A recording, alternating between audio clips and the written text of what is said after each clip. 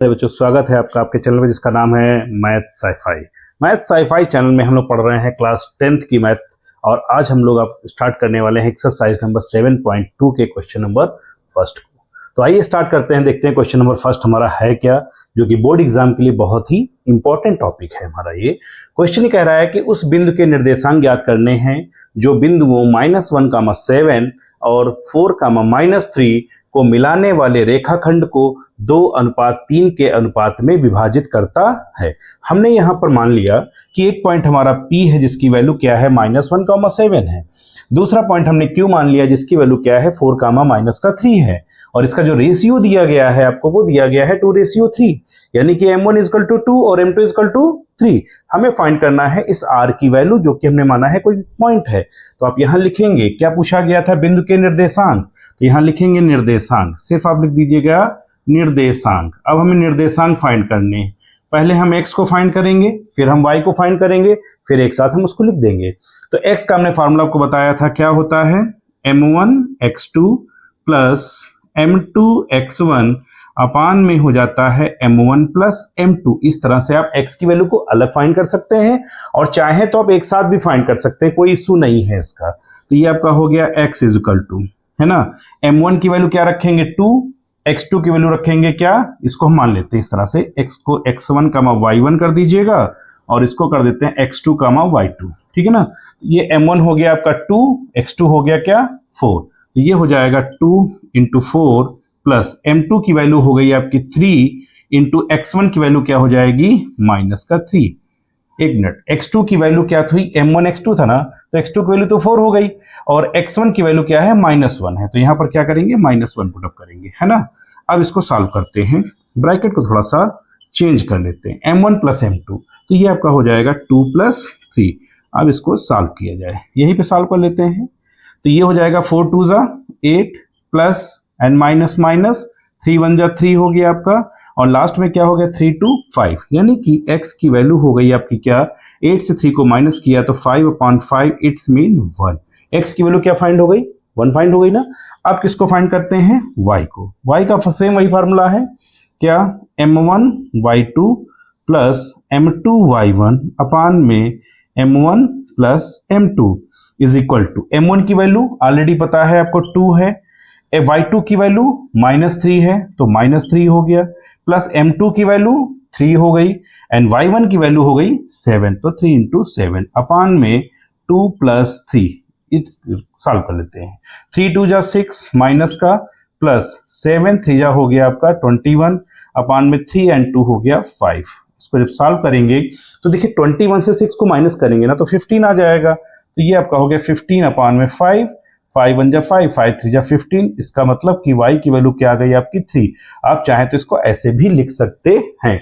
अब यहां से लिख देंगे हम लोग क्या, निर्देशांक, क्योंकि जब निर्देशांक लिखे जाते हैं, ध्यान देना, तो निर्देशांक में x और y दोनों एक साथ लिखे जाते हैं, अलग अलग नहीं लिखे जाते हैं। तो x की वैल्यू अपने फाइंड की थी 1, y की वैल्यू 3, तो इसकी वैल्यू क्या आ गई 1, 3। ये था हमारा क्या, क्वेश्चन नंबर 1। आप इसको नोट डाउन करें, और अभी आपको बताते हैं क्वेश्चन नंबर 2। देखिए क्वेश्चन नंबर 2 जो है ना हमारा, बहुत ही इंटरेस्टिंग और बहुत ही अच्छा क्वेश्चन है। इसमें कह रहा है कि बिंदुओं 4, -1 और -2, -3 को जोड़ने वाला जो रेखाखंड है, इसको हमने क्या किया है, 3 भागों में बराबर बांटा है, और कह रहा है कि इनके जो पॉइंट्स है ना, इनकी वैल्यू को फाइंड करनी है। मतलब r की वैल्यू निकालो और s की वैल्यू निकालो, 3 भागों में आपने इसको बांट रखा है। तो जब हम r की वैल्यू को फाइंड करेंगे तो इस वैल्यू को हम लोग मान लेते हैं क्या, ये हमारा हो जाएगा m1, ठीक है, और इधर का जो पार्ट हो जाएगा आपका, वो क्या हो जाएगा m2, इसको हम लोग क्या कर देंगे m2 कर देंगे। ठीक, तो अब आपको ये ध्यान देना है कि इसकी वैल्यू क्या होगी। m1 जो है आपका ये एक पार्ट है, और m2 क्या है, 2 हिस्से है ना, 2 पार्ट है इसमें। तो m1 की वैल्यू 1 और m2 की वैल्यू क्या हो जाएगी 2। पहले हम क्या फाइंड करते हैं, r पॉइंट ना, तो यहां लिखेंगे बिंदु r के निर्देशांक। जब आप निर्देशांक की बात करेंगे तो हमेशा वहां पर x और y को हम एक साथ रखेंगे, है ना। तो ये आपका हो जाएगा क्या r, और ब्रैकेट में हो गया x, y। अब हम x और y दोनों के फार्मूले को अप्लाई करते हैं, तो ये आपका हो जाएगा m1x2 प्लस m2x1 अपान में m1 प्लस m2। y के लिए क्या हो जाएगा m1y2 प्लस m2y1 अपान में m1 प्लस m2। अब इसको हम सॉल्व करेंगे तो m1 की वैल्यू 1 हो गई, x2 की वैल्यू हो गई आपकी क्या -2 प्लस m2 की वैल्यू हो जाएगी 2 और x1 की वैल्यू क्या हो गई आपकी 4 अपान में m1 प्लस m2 जब किया तो ये हो गया 1 प्लस 2। फिर m1y2 तो m1 तो 1 है ऑलरेडी, y2 क्या है आपका माइनस का 3 हो गया प्लस m2 आपका हो गया 2 और y1 आपका हो गया -1 अपान में 1 प्लस 2। सॉल्व करते हैं इसको, 2 का 1 में किया तो -2 प्लस 2 4 ज़ा 8 अपान में 3, ये हो गया -3 प्लस माइनस माइनस ये भी हो जाएगा आपका -2 अपान में 3। सॉल्व किया तो ये हो गया, देखिए 8 से 2 को माइनस करेंगे तो ये हो जाएगा 6 अपान में 3 -2 -3 -5 अपान में 3। सॉल्व करने पर यह आ जाएगा 2 कामा -5/3। ये वैल्यू किसकी थी r की, यानी कि x कामा y के रूप में फाइंड हो गया। ठीक है, अब हम वैल्यू फाइंड करते हैं किसकी s पॉइंट की। तो जब s पॉइंट की वैल्यू फाइंड करेंगे तो ध्यान देंगे s पॉइंट हमारा यहाँ पर है, s पॉइंट की वैल्यू फाइंड करने के लिए ये हिस्सा आपका क्या बन जाएगा m1 हो जाएगा।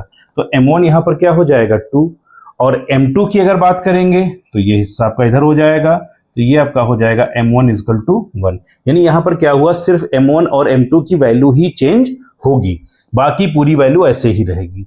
अब यहाँ लिख देते हैं क्या, बिंदु s के निर्देशांक, बिंदु s के निर्देशांक। तो देखिए s के निर्देशांक क्या हो जाएंगे, s ब्रैकेट में x कामा y, फार्मूला अप्लाई करेंगे m1 x2 plus m2 x1 अपान में m1 प्लस m2, ये हो गया किसके लिए x के लिए। फिर y के लिए क्या हो जाएगा आपका m1 y2 plus m2 y1 अपान में m1 प्लस m2 हो गया। सॉल्व करने पर ये s ऐसे ही रहेगा, x कामा y हो गया, वैल्यू पुटअप करिए। m1 की वैल्यू यहाँ पर क्या रखेंगे हम लोग 2 इंटू x2 क्या हो गया आपका -2 प्लस m2 हो गया यहाँ पर 1 और x1 की वैल्यू क्या हो जाएगी 4 अपान में 2 प्लस 1। अभी तक हम लोगों ने इसके पहले क्या किया था 1 प्लस 2, अब क्या कर रहे हैं 2 प्लस 1। बात एक ही है, m1 y2, m1 हो गया 2, y2 हो गया -3, तो 2 इंटू -3 प्लस m2 हो गया यहाँ पर m2 ये है ना आपका, तो m2 हो गया 1 इंटू y1 हो गया -1 अपान में 2 प्लस 1। सॉल्व करते हैं तो ये हो गया -4 क्योंकि 2 2 जा 4 -4 हो गया प्लस 4 हो गया अपान में 3, ये हो गया -6 -1 अपान में 3, 4 प्लस 4 माइनस कैंसिल आउट, ये हो गया 0/3 और ये हो गया -7/3। तो 0/3 करेंगे तो 0 ही आएगा ऑलरेडी, ये 0 हो गया और ये हो गया -7/3, ये हो गया आपका s x, y। इस तरह से हमने क्या किया, r की भी वैल्यू फाइंड कर ली और s की भी वैल्यू को फाइंड किया। तो इस वीडियो में हमने समझा क्वेश्चन नंबर 1 और क्वेश्चन नंबर 2 को। नेक्स्ट वीडियो में हम पढ़ने वाले हैं क्वेश्चन नंबर 3 और क्वेश्चन नंबर 4 को। तो बने रहें चैनल के साथ में। Thank you so much.